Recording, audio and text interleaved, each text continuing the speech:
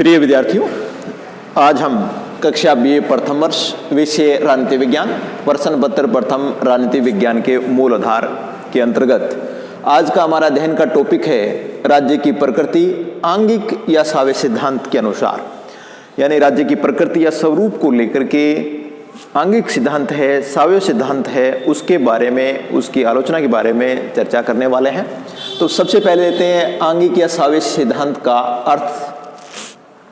आंगिक या सावयव सिद्धांत ये मानकर चलता है कि जिस प्रकार शरीर विभिन्न अंगों से मिलकर के बनता है और अपने अंगों के अस्तित्व से अलग अपना स्वतंत्र अस्तित्व रखता है, उसी प्रकार राज्य भी विभिन्न अंगों से मिलकर के बनता है और अपने अंगों से अपना एक स्वतंत्र अस्तित्व रखता है। राज्य शरीर के समान है। जिस प्रकार शरीर के विभिन्न अंग होते हैं और वह उनसे मिलकर बनता है, उसी प्रकार राज्य के विभिन्न अंग होते हैं और यह यानी राज्य उन अंगों से मिलकर बनता है। जिस प्रकार का संबंध शरीर और उसके अंगों के बीच होता है, उसी प्रकार का संबंध राज्य और राज्य के अंगों के बीच पाया जाता है। गार्नर ने सावयव सिद्धांत की परिभाषा देते हुए कहा है, सावयव सिद्धांत एक प्राणी वैज्ञानिक धारणा है जो राज्य को जीवधारी व्यक्ति मानती है। उसका निर्माण करने वाले व्यक्तियों को जीवधारी शरीर के कोष्ठों या अंगों के समान समझता है और राज्य तथा व्यक्ति के बीच ठीक उसी प्रकार के अन्योन्याश्रित या परस्पर निर्भर संबंध की कल्पना करता है जैसा संबंध शरीर और उसके अंगों के बीच होता है। यानी सावयव सिद्धांत ये मानता है कि राज्य भी मानव शरीर जैसा जीवित शरीर है और मानव शरीर और उसके अंगों के बीच में जिस प्रकार का संबंध पाया जाता है, उसी प्रकार का संबंध राज्य और उसके अंगों के बीच पाया जाता है। सावयव सिद्धांत का विकास। अगर सावयव सिद्धांत के विकास की बात करें तो इसका पूर्व संकेत हमें प्लेटो, अरस्तु, सिसरो के दर्शन में मिलता है। प्लेटो ने कहा कि राज्य व्यक्ति का वृहत या बड़ा रूप है। व्यक्ति और राज्य के बीच पूर्ण सादृश्य या समानता पाई जाती है। प्लेटो के शिष्य अरस्तु ने कहा है कि राज्य था उसके नागरिकों की तुलना शरीर था उसके अंगों से की जा सकती है।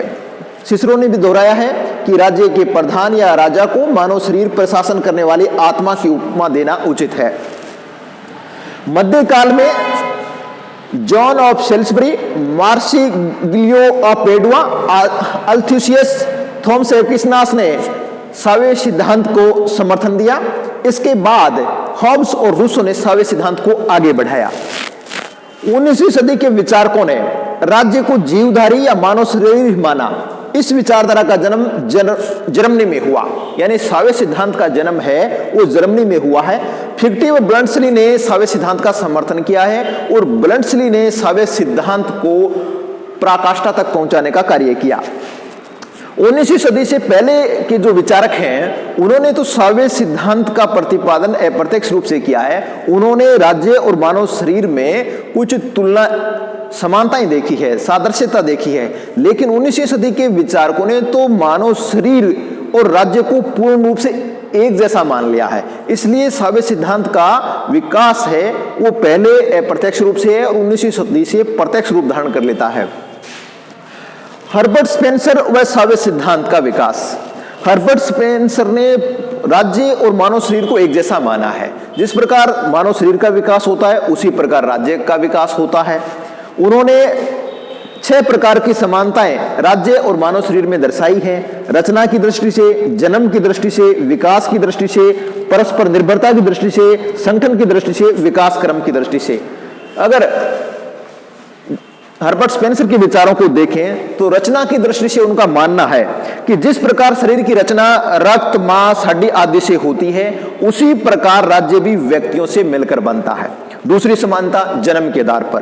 प्राणी शरीर तथा राज्य दोनों का ही जन्म जीवाणुओं के रूप में प्रारंभ होता है, ऐसा हर्बर्ट स्पेंसर मानते हैं।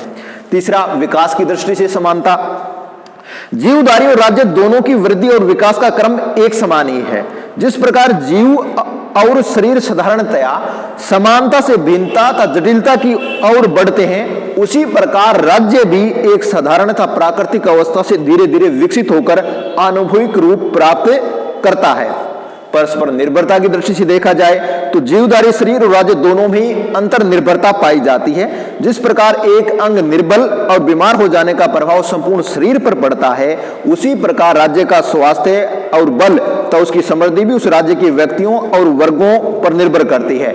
उनके कार्यों की एक दूसरे पर प्रतिक्रिया होती है। जिस प्रकार शरीर के अवयवों द्वारा ठीक प्रकार के कार्य न किए जाने पर शरीर को हानि पहुंचती है, उसी प्रकार समाज में यदि लोहार अपना काम न करे, किसान अन्न उत्पादन न करे और व्यापारी अस्त्र वस्त्र का वितरण ठीक प्रकार से न करे तो संपूर्ण समाज को हानि पहुंचेगी, संपूर्ण राज्य को नुकसान पहुंचेगा।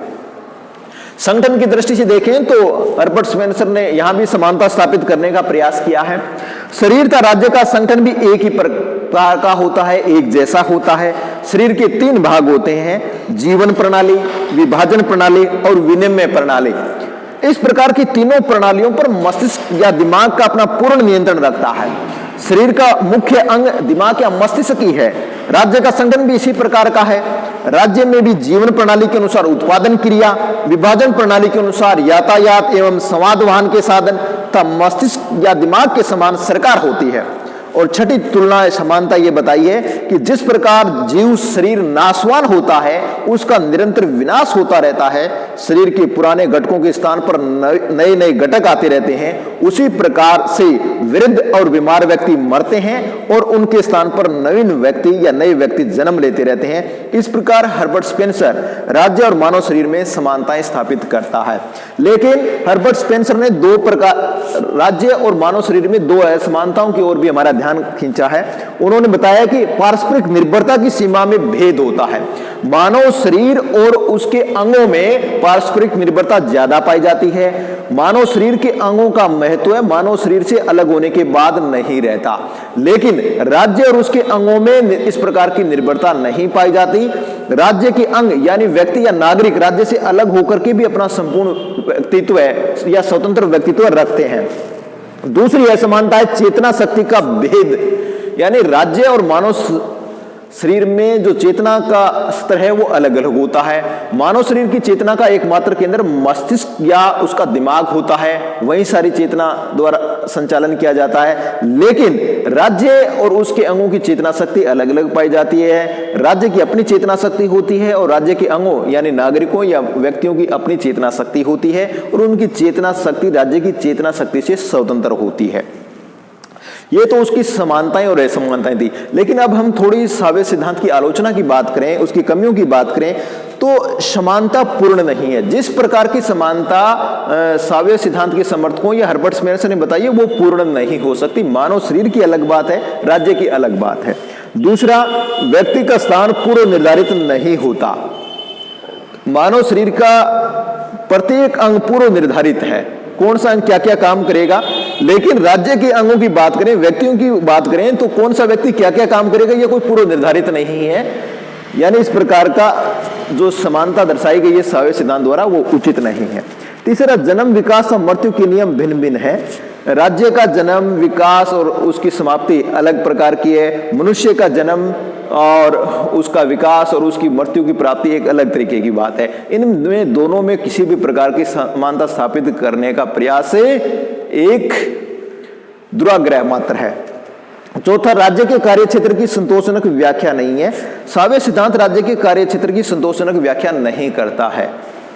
पांचवा, सावे सिद्धांत के भयंकर परिणाम हो सकते हैं। अगर सावे सिद्धांत को हम पूरी तरह स्वीकार कर लें तो ये हमारे लिए विनाशकारी हो सकता है। सावे सिद्धांत की जो कार्य प्रणाली है वो अलग प्रकार की है और राज्य अलग प्रकार से काम करता है, मानव शरीर अलग प्रकार से काम करता है। उस प्रकार की तुलना उचित नहीं है। स्पेंसर द्वारा सिद्धांत का त्रुटिपूर्ण प्रयोग, स्पेंसर ने जो अपना सावे सिद्धांत दिया है वो अपने पूर्वाग्रह से ग्रस्त है। उसने व्यक्तिवाद के समर्थन में इस प्रकार की बात लिखी है, लेकिन ये उचित नहीं है। तो आज की कक्षा में हमने सावे सिद्धांत का अर्थ, सावे सिद्धांत के प्रमुख या उसके विकास की यात्रा को देखा और हर्बर्ट स्पेंसर ने सावे सिद्धांत के बारे में क्या कहा ये जाना। हर्बर्ट स्पेंसर ने सावे सिद्धांत के आधार पर राज्य और मानव शरीर में क्या क्या समानताएं बताई है उनके बारे में जाना, क्या क्या असमानताएं बताई है उनके बारे में जाना और सावे सिद्धांत की आलोचना के प्रमुख आधार क्या क्या है उनके बारे में जाना। आज इस कक्षा में इतना ही, शेष अगली कक्षा में। धन्यवाद।